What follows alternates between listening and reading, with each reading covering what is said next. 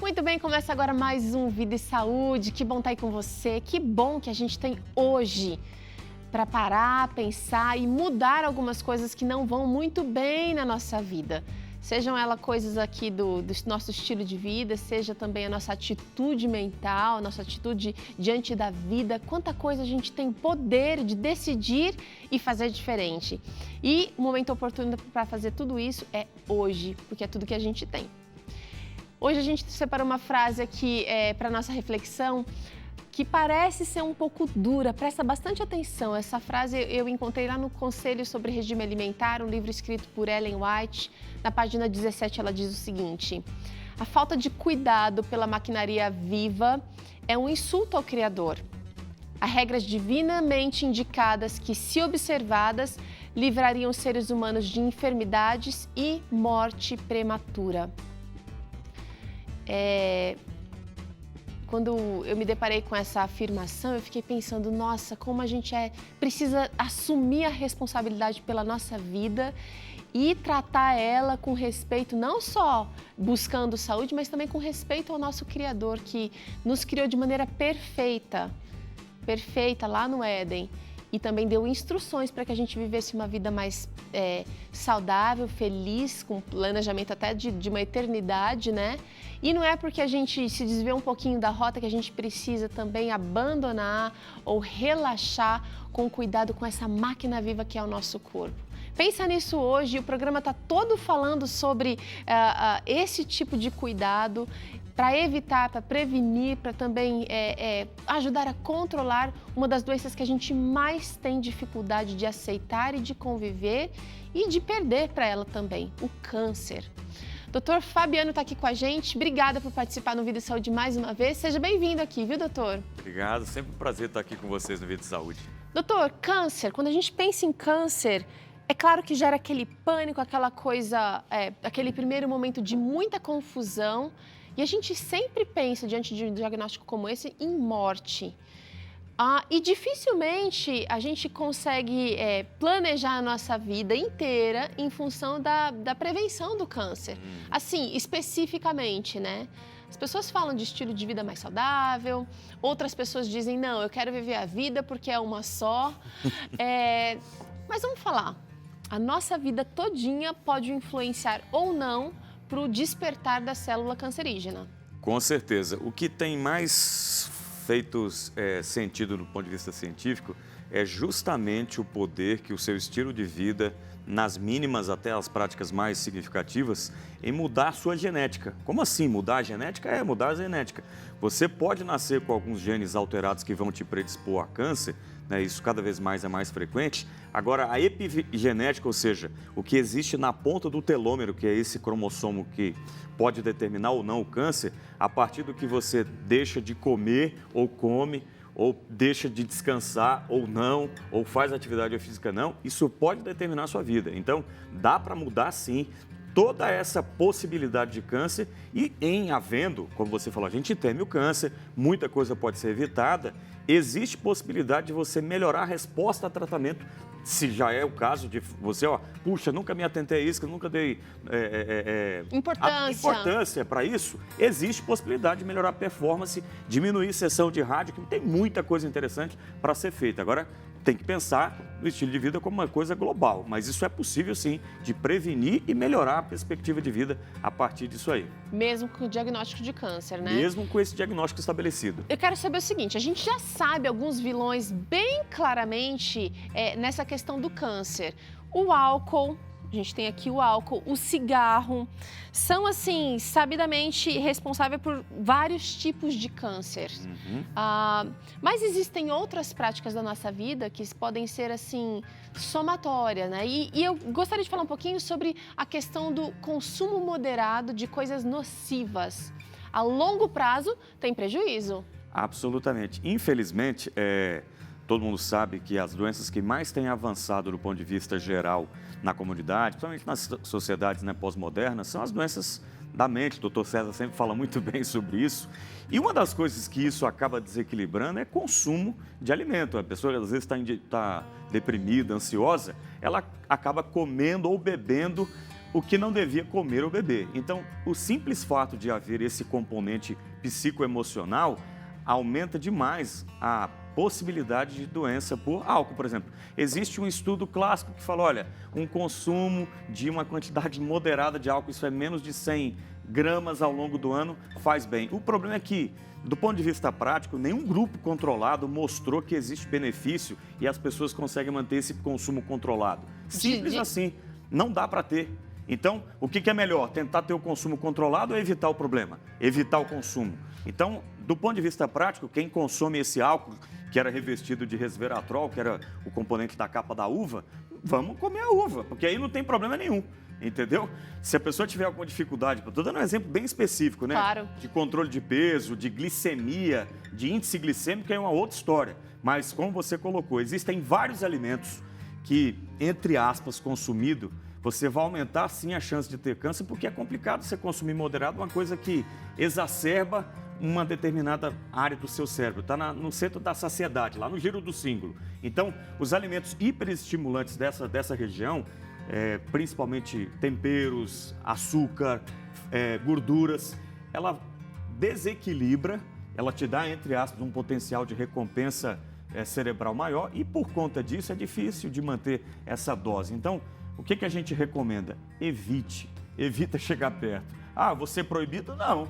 Só que, geralmente, quando você modifica o teu estilo de vida no sentido de conseguir dar preferência aos alimentos mais naturais, menos processados, as frutas e verduras em grandes quantidades, pelo menos 5 porções por dia em cada refeição, aquela história da pirâmide, né? Ó, as proteínas lá em cima, menos os carboidratos complexos, ou seja, com fibra, um pouquinho mais, e fruta e verduras reguladores à vontade. Quando você treina o cérebro, treina o seu centro de saciedade, você vai diminuir a potencialidade de algum evento tóxico com o consumo de alimentos. Entendi. Então, o segredo é esse. A gente tem uma forte corrente aqui no Brasil e no mundo promovendo a medicina do estilo de vida, a alimentação mais saudável, a prática de atividade física.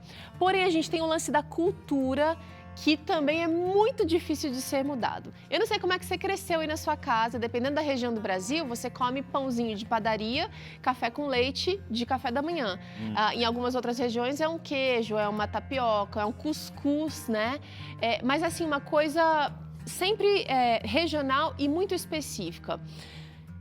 É muito difícil a gente mudar um hábito que foi consolidado não só na minha geração, mas já vem de longe, já vem de gerações passadas, né, doutor?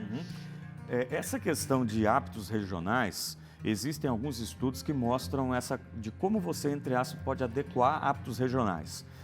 Como você muito bem disse, a medicina do estilo de vida ela tem se consolidado como algo que faz diferença nesse cotidiano. Então, existem colegas profissionais sérios que foram normatizando essas coisas e daí, eu vou te dar um exemplo clássico. No norte do Brasil, as pessoas têm o hábito de comer o açaí, não esse açaí que é misturado com Guaraná, açúcar, não. O açaí de verdade, in natura. Então, assim, se essa pessoa consome um açaí in natura, que já tem muito rico em ferro e fibra, beleza, pode comer de manhã, de tarde e de noite. O problema é o açúcar que vai nele. Então, você deu o exemplo da pessoa que come cuscuz ou mandioca, macaxeira. Exatamente. O que acontece, do ponto de vista prático, quando isso acontece só com alimento regional, ou seja, o consumo regular ali da mandioca, do cuscuz, beleza. O problema é que quando junta só isso, mais os alimentos processados, mais o junk food, que a pessoa só não fica no regional, na tradição dos nossos avós e bisavós. O problema é juntar a comida rápida de hoje, a comida lixo, né, o junk food de hoje, com o que a gente tem de hábito regional. Aí pode ser uma associação. E muitos hábitos regionais são, inclusive, saudáveis, né? Como você mencionou, o açaí, o próprio cuscuz. Mas o que eu queria falar é o seguinte, é que às vezes a gente tem muita dificuldade de mudar os nossos hábitos e acaba até desculpando, achando que é normal, achando que é boa a alimentação que a gente está fazendo já por décadas ou até gerações aí. E essa dificuldade de mudança do dia a dia é que traz resultados negativos a longo prazo, né? Exatamente. O hábito de, por exemplo, as pessoas tomar o café da manhã, entre aspas, esse café, na prática, ele tem que ser substituído, porque quanto menos, melhor. Do ponto de vista prático, Por mais que falar, eu fico mais alerta, mais ligado, se eu não tomo café eu fico com dor de cabeça, mas existem efeitos maléficos. Vou te dar um exemplo. Câncer de próstata está mais relacionado com quem toma café regularmente. Existe um componente chamado teobromina no café, que ele acaba ajudando a célula que faz modificação.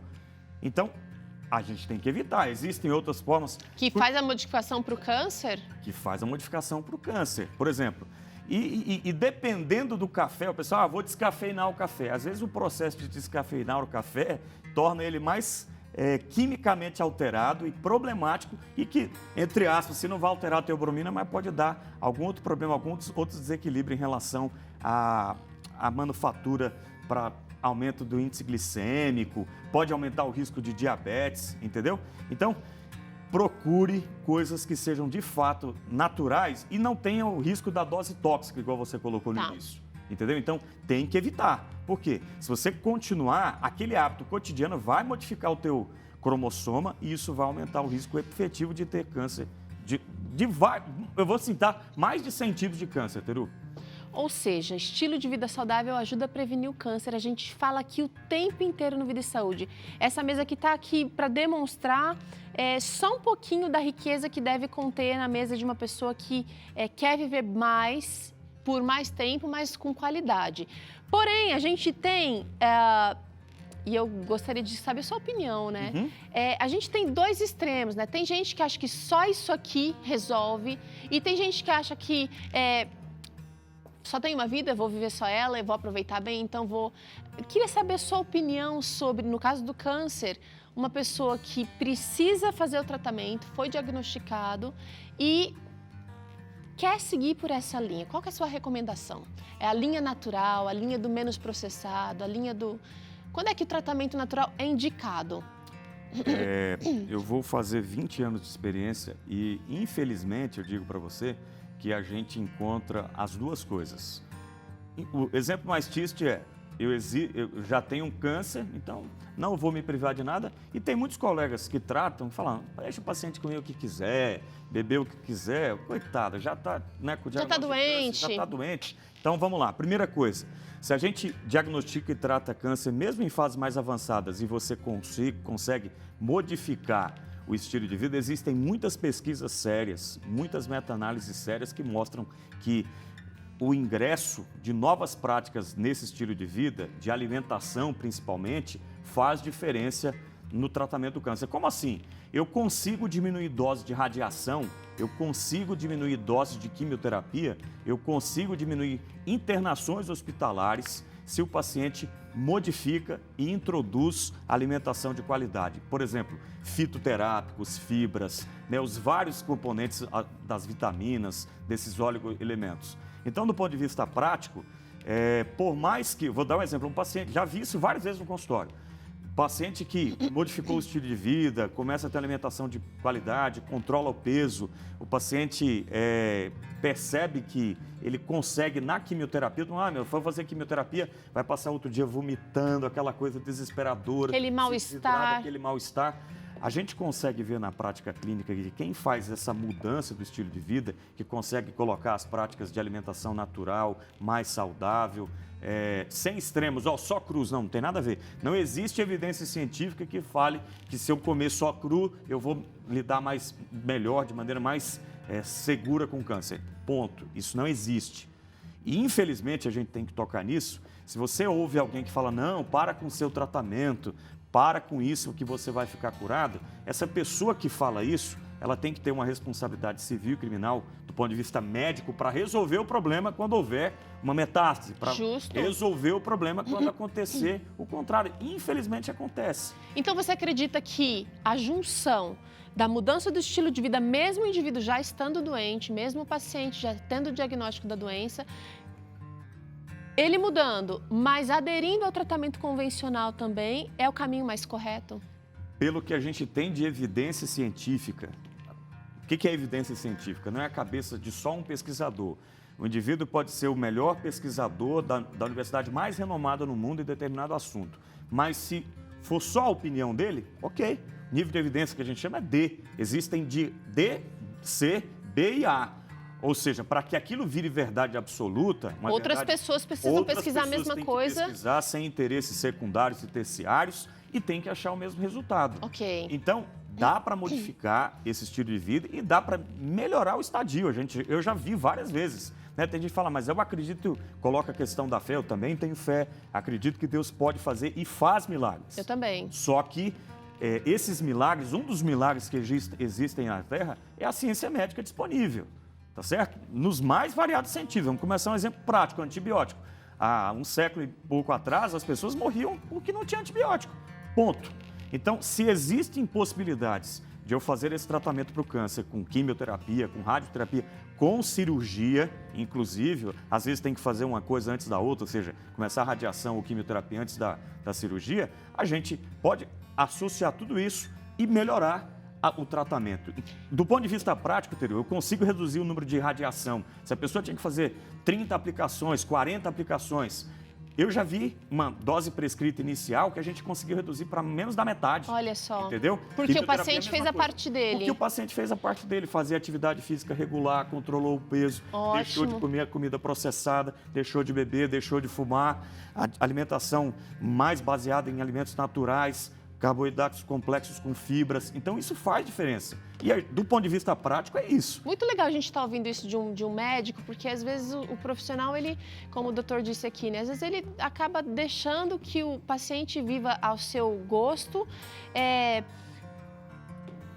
e sem esperança, talvez, de que aquela mudança aconteça, mas é possível fazer mudança e você já viu que os resultados são melhores. Agora é o seguinte, na questão da prevenção, a gente já sabe, tem muitas pesquisas comprovando, mostrando que o que é nocivo precisa ser deixado de lado. A gente tem há um tempo atrás aí, saiu, né, nas mídias aí, que os alimentos como salsicha, presuntos, alimentos processados,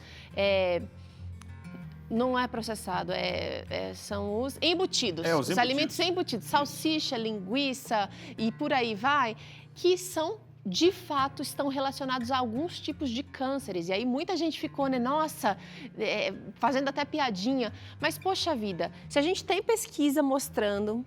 E são vários anos, pesquisas longas, pesquisas, como você disse, né, doutor? Evidências, mais de um pesquisador mostrando que isso aqui faz diferença, que os antioxidantes presentes aqui, eles de fato atuam como medicamentos no dia a dia. Por quê? Por que a gente vai deixar de lado e viver sem esse medicamento natural que vai fazer benefício a curto, médio e longo prazo? Perda de peso, o controle de peso é fundamental também para evitar o câncer. A gente consegue hoje em dia, a partir de cada detalhe que a gente está colocando na mesa, seja para o bem, seja para o mal, ou seja para o bem, determinar exatamente qual que é o efeito cumulativo para piorar, para melhorar a situação. Então, consumo dos alimentos, né, os beta-carotenoides, os antioxidantes de uma forma geral, que vai modificar esse cromossomo, esse material genético, a prática de atividade física, o controle do estresse, o sono, tudo isso eu consigo hoje colocar, olha, cada alimento desse ou cada do seu estilo de vida, eu consigo aumentar ou não a possibilidade de melhora. Vou ser prático com você. Vamos lá. Quando você pega o paciente que faz uma mudança radical do estilo de vida pro bem, fazendo atividade física, controlando o peso, tirando refinados, processados, embutidos, evitando excesso de açúcar, excesso de sal, café, cigarro. É um super esforço, gente. Exatamente, dá trabalho. Mas do ponto de vista prático, o que acontece? O paciente fica menos prostrado, vomita menos depois da quimioterapia, tem menos internações, pega menos infecções. Porque às vezes o paciente entra em um ciclo e outro, e toda vez que você que tem câncer, ou tem um parente que vai ter câncer, ou que teve câncer no caso, que vai observar ali como é que é o cotidiano, antes dele fazer uma quimioterapia, vai no hospital, tem que fazer raio-x. Faz a checagem. Para ver se o paciente não está infectado. Por quê? Quando a gente está dando um tratamento para o câncer, ele mata as células, entre aspas, malignas, mas algumas células benignas também vão morrer. Óbvio, a gente tem os imunobiológicos, os medicamentos que são guiados, marcados para aquele tumor, e graças a Deus eles dão muitos efeitos adversos. Agora, do ponto de vista prático, a gente vê que os pacientes que modificam o estilo de vida com consumo disso e evitando isso, adoecem menos, e mesmo os pacientes que têm um diagnóstico mais complicado, com metástase, é um indivíduo que tem menos dor, tem menos necessidade de tomar medicação cotidiana. Ou seja, vai sofrer menos. Vai sofrer menos. Isso já não é uma boa coisa? Exatamente. Então, a gente sabe que é complexo administrar tudo isso, mas notícia boa, quando a gente pega as fases iniciais, fase 1 e 2 do câncer, fase 1 e 2 principalmente, a gente vai conseguir curar completamente. Na maioria dos casos. Infelizmente, aconteceu um problema, o paciente foi para uma fase 3 ou 4 com metástase. A modificação do estilo de vida consegue ainda é válida. Ainda é válida e consegue melhorar mais que 50% a vida dele. Ou Legal. seja, mais da metade das internações, das infecções, dos problemas que ele poderia ter, especificamente da gravidade da doença, vão ser atenuadas, vão ser minoradas por conta disso. Entendi. Então faz diferença modificar o estilo de vida. Dr. Fabiano Luz aqui com a gente, radio-oncologista. Muito obrigada pela participação no Vida e Saúde hoje, viu, doutor? Já acabou. Já acabou. A gente volta com mais aqui, falando sobre outros assuntos relacionados ao estilo de vida com o Dr. Fabiano na semana que vem. Seguinte, a gente vai acompanhar agora o raio-x de um líquido muito valioso, muito precioso, a nossa água.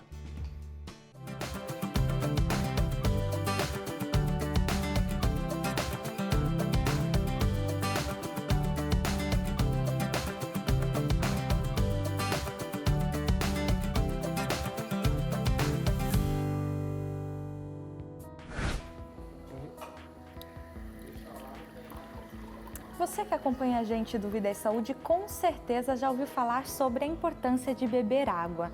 Faz bem para a nossa saúde. Mas hoje eu quero convidar você a relembrar essas propriedades no quadro Raio-X de hoje. Beber água possui diversos benefícios para a nossa saúde, como, por exemplo, manter a pele bem bonita e hidratada e os cabelos saudáveis, por exemplo, sendo recomendado que sejam consumidos pelo menos 2 litros de água por dia, mas pelo menos, tá? A água também pode ajudar no processo de emagrecimento, além de ser fundamental para diversos processos no organismo, como a regulação da temperatura corporal e também melhora a digestão. Mas olha, se você vive cheio de acne, tem estrias e aquelas chatas celulites e nenhum remédio está ajudando, você já experimentou tomar bastante água? Sim, esse líquido precioso pode ajudar nesse processo de tratamento. Faz o teste. Uma doença comum nos dias de hoje é a pedra nos rins. Mas que tal evitar essa doença tomando água? Isso mesmo, a água pode ajudar os seus rins a funcionar bem. Então é bom lembrar que para ter todos os benefícios da água, nós devemos ingerir pelo menos 2 litros de água por dia, que não devem ser substituídos por sucos ou refrigerantes. Então você já sabe, a água é vida e por isso a gente merece ter ela na nossa rotina. Ótimo raio-x, já tô com meu copo de água aqui, você corre pegar o seu para tomar durante o intervalo e se prepara que o Dr. César volta aqui te provocando. O que é que você está fazendo com a sua vida? Será que ela tem um sentido maior? E ainda hoje tem receita de abobrinha recheada para você. Corre beber água, a gente já volta.